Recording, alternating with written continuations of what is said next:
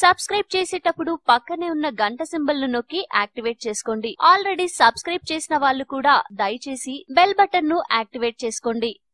ఇప్పుడంటే ప్రతి ఒక్కరి చేతిలోనూ సెల్ ఫోన్లు ఉన్నాయి. కానీ ఒకప్పుడు ఎవరైనా ఫోన్ చేసుకోవాలంటే ల్యాండ్ ఫోనే గతి. కేవలం ధనికుల ఇళ్లలో మాత్రమే అవి ఉండేవి. సామాన్యులు ఫోన్ చేయాలంటే పబ్లిక్ టెలిఫోన్ బూత్ కు వెళ్లి లోకల్, ఎస్టీడీ, ఐఎస్డీ నెంబర్లను డయల్ చేసి కాల్ చేయాల్సి వచ్చేది. దీంతో అందుకు తగిన విధంగా ఛార్జీలు వేసేవారు. అయితే ఇప్పుడేంటి అంటారా? ఏమీ లేదండి.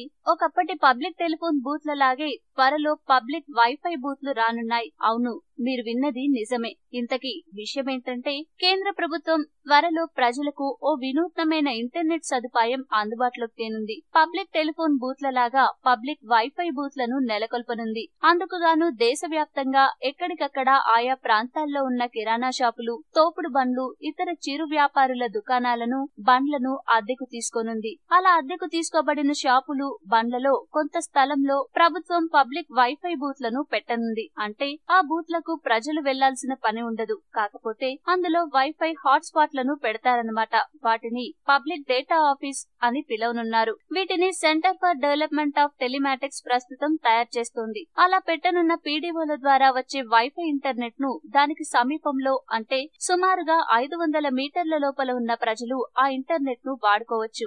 అందుకుగాను వారు తమ ఆధార్ నెంబర్, మొబైల్ నెంబర్ తో సదరు పీడీఓ నిర్వహించే చిరు వ్యాపారి వద్ద ముందుగా రిజిస్టర్ చేసుకోవాలి. ఆ తర్వాత యూజర్ కు వన్ టైం పాస్వర్డ్ వస్తుంది. దాన్ని ఎంటర్ చేస్తే ఆ పీడీఓలో యూజర్ రిజిస్టర్ అవుతాడు. ఆ తర్వాత అదే వ్యాపారి వద్ద ఉండే వైఫై రీఛార్జీ వోచర్ ను కొనుగోలు చేసి దాంతో రీఛార్జీ చేసుకుంటే అప్పుడు ఆ పీడీఓ నుంచి వచ్చే ఇంటర్నెట్ ను వైఫై ద్వారా యూజర్ ఉపయోగించుకోవచ్చు. ఈ క్రమంలో కనీసం 10 రూపాయలకే 1 GB హై స్పీడ్ డేటా ఇచ్చేలా ప్రభుత్వం కసరత్తు చేస్తుంది. మరో 3-4 నెలల్లో ఈ పీడీఓలను ప్రారంభించేందుకు యుద్ధ ప్రాతిపదికన సన్నాహాలు చేస్తున్నారు. దేశవ్యాప్తంగా మొత్తం 50,000 పీడీఓలను మొదటి దశలో ఏర్పాటు చేయనున్నారు. ఆ తర్వాత అన్ని ప్రాంతాలకు విస్తరించనున్నారు. దీనివల్ల గ్రామీణ ప్రాంతాల్లో ఉన్న వారికి ఇంటర్నెట్ చాలా తక్కువ ధరకే అందుతుందని సంబంధిత అధికారులు తెలియజేస్తున్నారు. అదేవిధంగా పీడీఓలను పెట్టుకున్నందుకు గాను చిరు వ్యాపారులకు నెలకు కొంత అద్దె కూడా వస్తుందని వారు చెప్తున్నారు.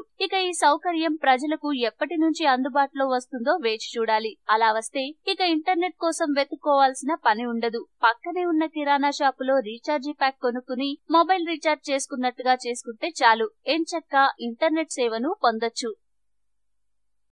ఈ వీడియో మీకు నచ్చితే లైక్ చేయండి, అందరికీ షేర్ చేయండి, కానీ సబ్స్క్రైబ్ చేయడం మాత్రం మర్చిపోకండి.